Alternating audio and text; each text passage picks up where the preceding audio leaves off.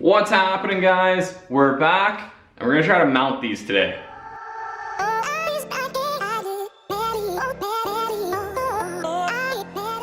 Alright, so last week we got our fake shocks suspension built up. So today I'm gonna try to mount two of these in the back where our rear shocks are gonna go. First steps first, we're gonna set the axle to ride height and then kind of mock up some cardboard brackets and see kind of where these guys are gonna live, and then hopefully cut them out of steel. One thing we do have to keep in mind is both the diameter of what the actual shock is gonna be. I think it's about 2.5 or 2 3/4. So we're gonna make sure that we have room for the shock around it. Also, these have a 1/2 inch hole in them. So we're gonna build our brackets to take a 1/2 inch bolt, but I think the QA1 shocks actually come with a 5/8 bearing in them. So we have to make sure that we can get a drill in and drill our brackets out to 5/8 holes if we need to. I don't think it'll be an issue, but we just kind of have to keep it in the back of our mind. So yeah, let's just grab some cardboard and get after it.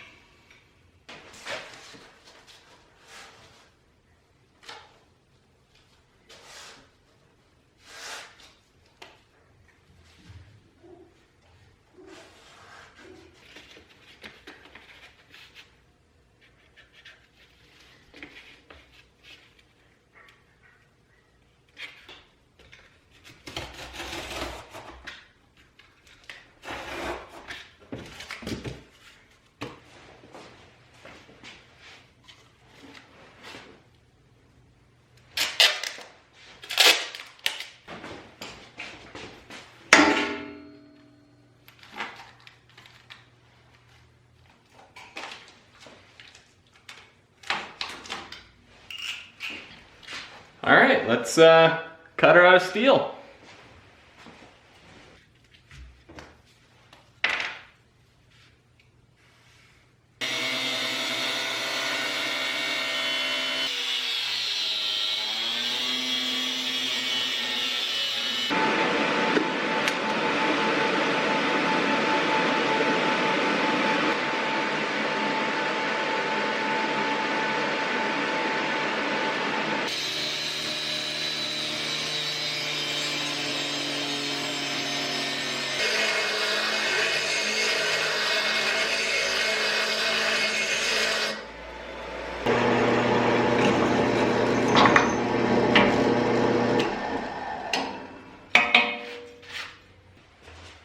All right, there's all our tabs made. We did the old weld them together and shape them all as one, so we should have 4 reasonably identical tabs. Then we cut our plate. I'll cut another one for the other side. We got a plate. We'll weld them on there.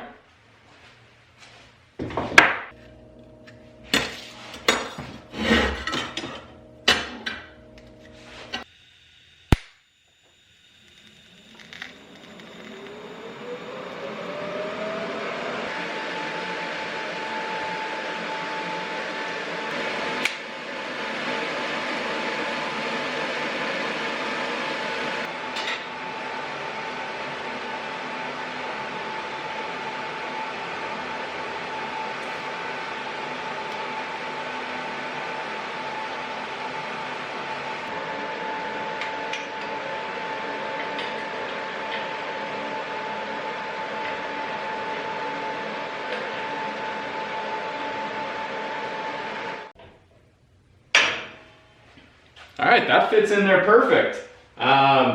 Next step is gonna be driver's side and axle mounts, and then we pull them all off and finish weld them. But I got a date night with my wife tonight, so I'm gonna shut her down and catch up with you guys tomorrow. And we're back. I got a couple more hours to work in the shop today, so I think first things first, let's do the driver's side bracket. And then the next thing that I thought we were gonna do was the axle side brackets.